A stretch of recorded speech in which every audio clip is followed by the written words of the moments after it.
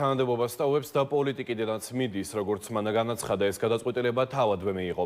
მდინარაძემ აღნიშნა, რომ ამ საკითხზე ირაკლი კობახიძესა და ბიძინა ივანიშვილს ესაუბრა და მათი თანხმობის მიღება თავდაპირველად მარტივი არ ყოფილა, საბოლოოდ კი როგორც თავად ამტკიცებს, ისინი დაარწმუნა, რომ ეს მისთვის სწორი გადაწყვეტილება იქნებოდა. ოპოზიცია არ გამორიცხავს, რომ პოლიტიკიდან წასვლის შემდეგ მდინარაძის წინააღმდეგაც სისხლის სამართლებრივი დევნა დაიწყოს. ხელისუფლების ოპონენტები ამ პროცესს ირაკლი ღარიბაშვილის საქმეს ადარებენ. რა შეფასებები კეთდება მმართველ გუნდსა და ოპოზიციაში, თემაზე უფრო ვრცლად სალომე ჯაფარიძე ისაუბრებს. სალომე, გისმენთ.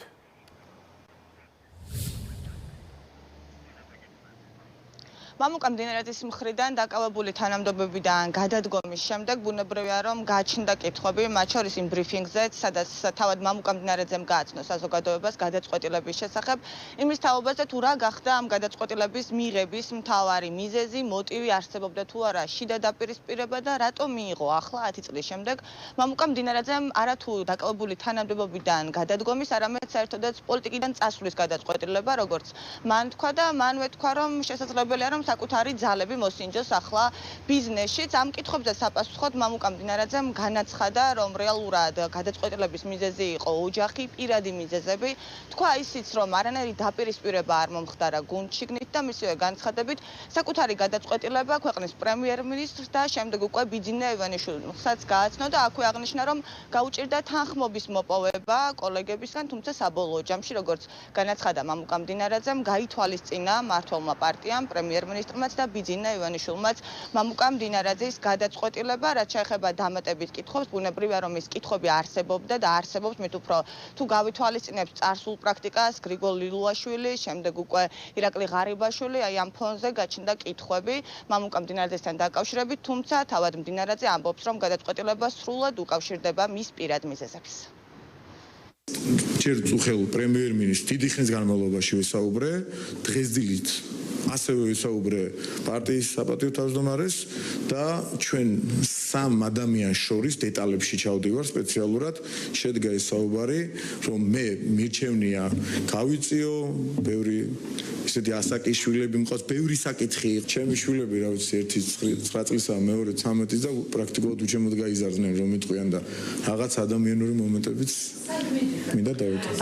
შეიძლება ბიზნესშიც მოსინჯო ჩემი ძალები. წერილი ღარიბაშვილის კი არავისთვის არ გამიგზავნია, მესიჯს თუ არ ჩავთვლით სატელეფონო, არავისთვის ხორებაში არანაირი წერილი გამიგზავნია, არანაირი, არასდროს. მისი მხარდამჭერის პოზიციიდან არის წერილი დაწერილი, ხო, მამუკა მდინარაძე რანაირი შეიძლება რა ყოფილიყო. აი, სად არის ლოგიკა, აბა თქვენ მითხართ.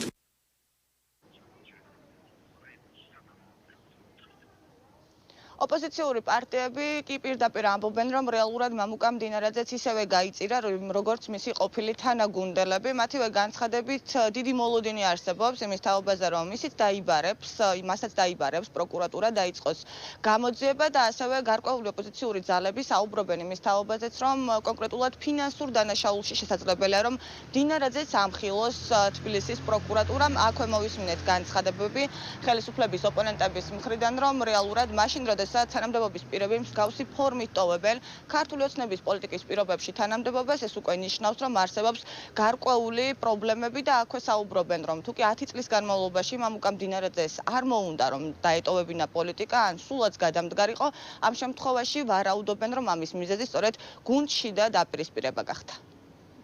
უყურებთ ივანიშვილის ვირთხების რბოლის გაგრძელებას. ეს არის სწორედ ივანიშვილის ხელწერა. ის ერთმანეთს აჭმეინებს, აი ვირთხებს, რომელიც თვითონ გამოზარდა, რომელთა ჯერ საქართველოს გადახრეს და წირვა გამოუყვანეს ყველა ქართულ ინსტიტუტს, ქართულ ბიუჯეტს, ქართულ ეროვნულ თვითმყოფადობას, მათ მოსპეს ყველაფერი ქართული და ახლა ერთმანეთის ჭამაზე არიან გადასული, რაც რა თქმა უნდა არის სუსტი და შინაგანად დაცლილი და დაპირისპირებული რეჟიმის ძალიან პირდაპირ და მკაფიო გამოხატულება. მამუკა მდინარაძე არა მხოლოდ თანამდებობიდან გაუშვეს, არამედ გაუშვეს პოლიტიკიდანაც. გაუშვა ივანიშვილმა, ვერ უშველა ირაკლი კობახიძის პროტექცია, ვერ უშველა ვერაფერმა, ვინაიდან მას დაუმტკიცეს საერთო ყულაბიდან, აი კრიმინალური, კორუფციული ყულაბიდან ფულის მოპარვა. კრიპტო ანგარიშებზე ფულის გადარიცხვა, ასე ვრცელდება ინფორმაცია ქოცებში. და კი, ეს არის კრიმინალური რეჟიმი, ეს არის კორუფციული კრიმინალური დაჯგუფება, რომელიც მხოლოდ და მხოლოდ ქართველმა ხალხმა დიდი ერთიანობით უნდა დაასრულოს. სრულიად ცხადი იყო, რომ დანიშნულდა რამდენიმე თვეში ოხანაშვილის ბედს მდინარაძეც გაიზიარებდა, თუმცა დღეს ის უფრო ლილუაშვილის ბედისწერის რელსებზე დამდგარს გავს, ვიდრე ოხანაშვილის გზაზე მიმავალს. მას არასოდეს ჰქონია დამოუკიდებელი პოლიტიკური გადაწყვეტილებების მიღების არც რეალური უნარი და არც შესაბამისი პოლიტიკური რესურსი. იყო მხოლოდ ივანიშვილის ინტერესებში მოქმედი სისტემის ერთ-ერთი მომსახურე პერსონალი, რომელმაც დროთა განმავლობაში დაიჯერა, რომ თავადაც დამოუკიდებლად რაიმე ფიგურას წარმოადგენდა. სწორედ ამ ილუზიამ განსაზღვრა მისი დღევანდელი მდგომარეობაც გააგდეს დამამცირებლად არსაიდან მოსული არსად. ზუსტად იგივე ბედი ელის მის გარემოცვასაც.